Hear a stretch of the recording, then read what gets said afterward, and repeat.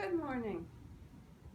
I'm Sarah Brown and I'm here to talk with you about how to be happy, successful, and understood at work. I'm really happy to see those of you that are in the room today, and if you're watching via video, I hope it's a good day wherever you are. I'll tell you a little bit about me in a minute, but first, let's see if you're in the right spot. When I'm talking on college campuses, students are often worried about whether or not they're going to find a job. And they're looking at the statistics that 4 out of 5 students graduate without a job, and that the millennial generation makes up 40% of the unemployed. And they're wondering, am I going to ever find a way to pay back my student loans? And then they're asking the question, and will I be happy in the process? But that question of will I be happy in the process is germane to everybody, regardless of the time or where you are in your career.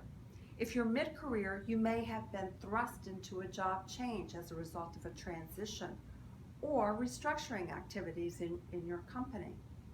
Or you may just be wondering, could there be more?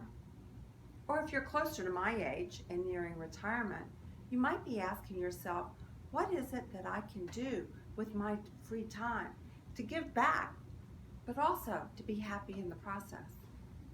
Well, if those are questions that you're wondering about for yourself, then you're probably in the right spot. We're going to talk today about 3 personality components that impact happiness and success, particularly at work. And I'm going to give you 3 ways that you can clarify what these specific components are for you personally. And then I'll give you some simple tools on how you can use that to evaluate opportunities and career choices. So let me tell you a little bit about me. I just concluded a 30-year career in corporate America. Most recently, I was managing director at Accenture. I was managing our outsourcing business for our retail clients in North America. And a lot of that was related to talent management. It was a big job, and I often felt a lot of stress. But I loved my clients. There were just those things about the job that didn't work for me.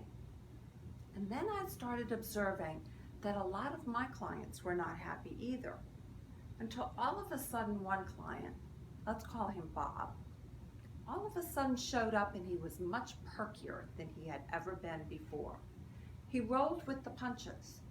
And I wondered, what happened to Bob? So one day, after he had been on several group conference calls, I called him up and I said, Bob, what happened to you? And he said, you know, I got a coach. And that coach got me to identify what were those activities that were helping me to be more successful, but more importantly, what were those activities that I really enjoyed? And then my coach helped me to prioritize and to structure my activities so that I could do more of the things I liked and less of the things I didn't.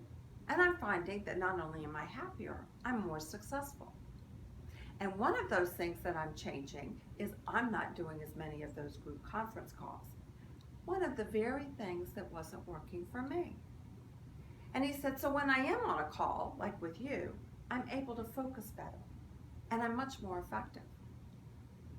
So I started thinking about that, and I started wondering, I wonder if other people are getting coaches and having the same impact. So I started asking around, and I found out that a lot of people were, and those that were getting really clear about what was unique about them and were getting supported in making a small change that made a big difference. I found out that my brother, who was a construction engineer, had gotten a coach. And that coach had helped him to make a really small change, like structuring time in his day to train his dogs. That had increased his happiness all the way around, and it had resulted in his being much more effective at work. He was happy, his wife was happy, the dogs were happy, everybody won. So I started thinking, you know, I really need to focus on this for myself as well. I got a coach. And I began to work with my coach around what was it that was unique about me. But you know, the interesting thing was the coach couldn't tell me. I had to go through a process to figure out what that was about me. And then the coach was able to support me in a change. And I had trouble answering that question. What is it that is unique about me? But I had familiarity with a personality profiling instrument called the Birkman Method. And I pulled that out. And with the help of the data from that instrument and the support of a coach, I was able to structure some small changes that made me immediately happy. But more importantly, I was able to make a big change that was supported by my coach, and that was to retire from a job and to focus on doing something that was uniquely personal to me and really supportive of what I love doing and what I was really good at, which is teaching, research, and writing. And that's what I'm doing today. And my goal, my mission, is to find in my writings and in my teaching a way to equip you with personalized, easy to understand knowledge about yourself and others that you can take immediate steps towards becoming happy, successful, and understood in whatever your pursuit is. It's sort of like having a coach all to yourself, because I believe everyone deserves the benefits of an executive coach. So in order to get started, I want you to think about a role, because it's helpful as we're thinking about what the personality components are that might impact your happiness and success, to have something in mind, a role that is specific to you. It could be your role as a student if you're at the early stages of your career. It could be a role, it could be your current job, or it could be a role that you had in the past. Or it could be a volunteer service activity. It doesn't matter. Just pick a couple, pick one, for example, and I want you to ask yourself, are you happy in that role? Do you feel successful in that role? Do you believe your talents are appreciated? Are you motivated, or are you stressed out? In other words, are you feeling understood? Now, as a visual, here is an example of a grid that you can put down. You can list any number of roles that are pertinent to you, and just check off high, medium, and low in terms of whether you're happy, successful, and understood in that role. And I'll give you just a minute to do it. And then just circle one that you're going to use for purposes of this workshop going forward.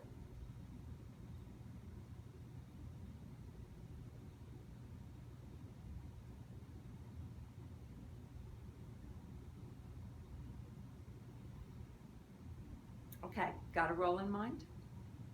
Let's move forward. This is the process that we're going to use. Again, the goal here is that you are happy, successful, and understood. We're going to look at 3 personality components that relate to those. And those personality components are your interests or your passions. I'll tell you more about that in a minute. Your behavioral strengths and your motivational needs. If your interests are being satisfied, you're more likely to be happy, and you're more likely to be understood. If you're using more of your innate strengths rather than trying to compensate for weaknesses, you're more likely to be successful, and it also contributes to your sense of being understood. And if your needs are met, you're more likely to be happy, successful, and understood. This is a really critical component, because without having your motivational needs met, you're more likely to go into stress. And when you're in stress, you're not free to use your innate strengths pursuing the things that you love. Now, the process we're going to go through is a pretty simple process. Know, test, and go. Know, take a little kernel of information about yourself. And in this case of this process, we're going to look at your personality components, your interests, your strengths, and your needs. So we're going to take a little kernel of information about you in one of those 3 areas. Test it. What do I mean by test it? What I mean by that is talk with somebody who knows you well and can help you think through whether or not that is in fact a good kernel of information about you, and also can help you test what you're going to do with it before you move forward. Think of this as like test driving a car. You wouldn't go out and just buy a car without test driving it first. Well, actually, I know somebody who did that, but most people don't do that. So this is like test driving a car. It's test driving that little kernel of information about you, and it's also testing any action that you might take before you actually do it. So with each personality component, we're going to go through the know, test, go process.